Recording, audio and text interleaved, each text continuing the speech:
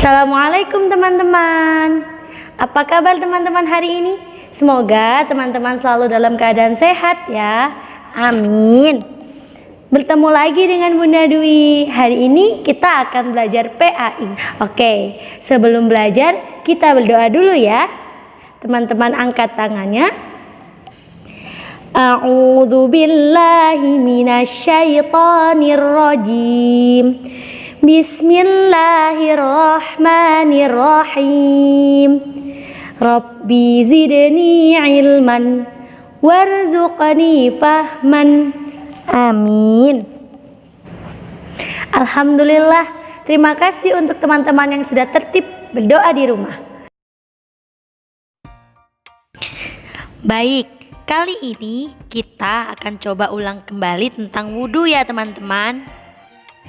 Kita akan coba membahas tentang syarat wudhu, rukun wudhu, sunnah wudhu, dan hal-hal yang membatalkan wudhu.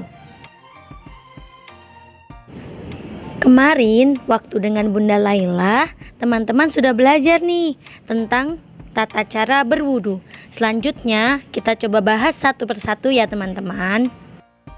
Yang pertama ada syarat wudhu. Teman-teman tahu tidak syarat wudhu itu apa? Syarat wudhu adalah hal-hal yang harus teman-teman lakukan sebelum teman-teman berwudhu. Jadi sebelum teman-teman berwudhu, teman-teman harus memastikan nih bahwa syarat-syarat wudhu sudah teman-teman penuhi. Syarat-syarat wudhu diantaranya adalah beragama Islam, tidak berhadas besar, air yang digunakan harus thahur. Maksudnya suci dan mensucikan. Yang keempat adalah tamyiz, yakni sudah dapat membedakan antara yang baik dan yang buruk. Kemudian yang kelima, menghilangkan hal-hal yang menghalangi sampainya air ke kulit. Misalnya kutek pada perempuan. Beberapa bahan kutek atau cat jika kena kulit kita harus bersihkan dulu, baru air wudhunya bisa sampai ke kulit kita. Kemudian yang keenam, jika seseorang selesai dari buang hajat, maka dia harus bersuci dahulu sebelum berwudu. Jadi misalnya, maaf ya, jika teman-teman buang air besar, teman-teman harus membersihkannya dahulu, baru teman-teman berwudu. Nah, ketika syarat-syarat tersebut sudah terpenuhi, baru teman-teman boleh mulai berwudu. Nah, yang selanjutnya rukun berwudu ya. Rukun berwudu adalah hal-hal yang harus teman-teman lakukan ketika berwudu. Jadi hal-hal ini wajib teman-teman lakukan. Di antaranya yang pertama yaitu niat. Yang kedua membasuh wajah. Yang ketiga membasuh kedua tangan sampai ke bagian siku. Yang keempat mengusap rambut kepala. Yang kelima, membasuh kedua kaki sampai kedua mata kaki. Dan yang keenam, tertib. Selain hal-hal yang wajib teman-teman lakukan ini, juga terdapat sunnah-sunnah wudhu yang teman-teman bisa lakukan. Sunnah wudhu itu apa sih teman-teman? Jadi, sunnah wudhu itu hal-hal yang Rasulullah ajarkan, yang Rasulullah praktekkan ketika berwudhu. Jadi teman-teman bisa mengikutinya. Hal ini tidak diwajibkan, tapi jika teman-teman melakukannya, teman-teman dapat pahala tambahan. Sunnah-sunnah tersebut diantaranya yang pertama, membaca basmalah pada awal berwudhu. Yang kedua, membasuh telapak tangan sampai sebatas pergelangan tangan. Yang ketiga, berkumur-kumur. Yang keempat, membasuh lubang hidung. Yang kelima, menyapu seluruh kepala. Yang keenam, mendahulukan anggota tubuh yang bagian kanan. Yang ketujuh, mengusap daun dan rongga telinga. 8, 3 kali setiap gerakan membasuh. Yang kesembilan, membasuh sela-sela jari tangan dan jari kaki.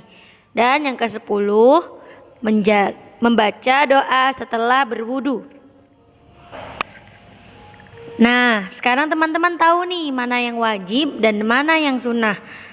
Tapi walaupun sunnah, teman-teman juga tetap boleh mengerjakannya. Sebab ini dicontohkan oleh Rasulullah ya teman-teman. Jadi teman-teman berwudunya tetap tertib dan sesuai dengan tata cara yang Rasulullah ajarkan. Selanjutnya yang terakhir yaitu hal-hal yang membatalkan wudu. Hal-hal tersebut diantaranya keluar sesuatu dari lubang kelamin dan anus. Misalnya teman-teman buang air kecil atau buang air besar, itu membatalkan wudu ya. Kemudian tidur lelap. Yang ketiga, hilang akal karena mabuk, pingsan, dan gila. Yang keempat, memakan daging unta.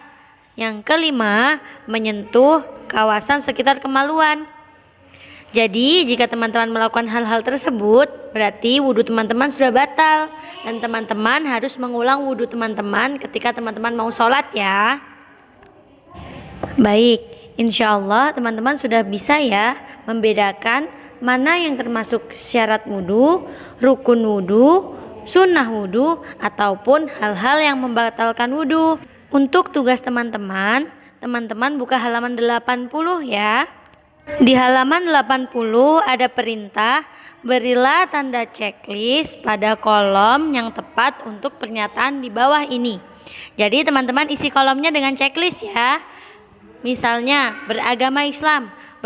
Beragama Islam itu termasuk syarat, rukun atau sunnah atau hal-hal yang membatalkan wudhu ya. Teman-teman checklist di kolomnya, oke? Alhamdulillah. Pelajaran kita sudah selesai ya.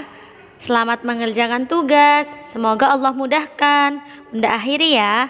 Wassalamualaikum warahmatullahi wabarakatuh.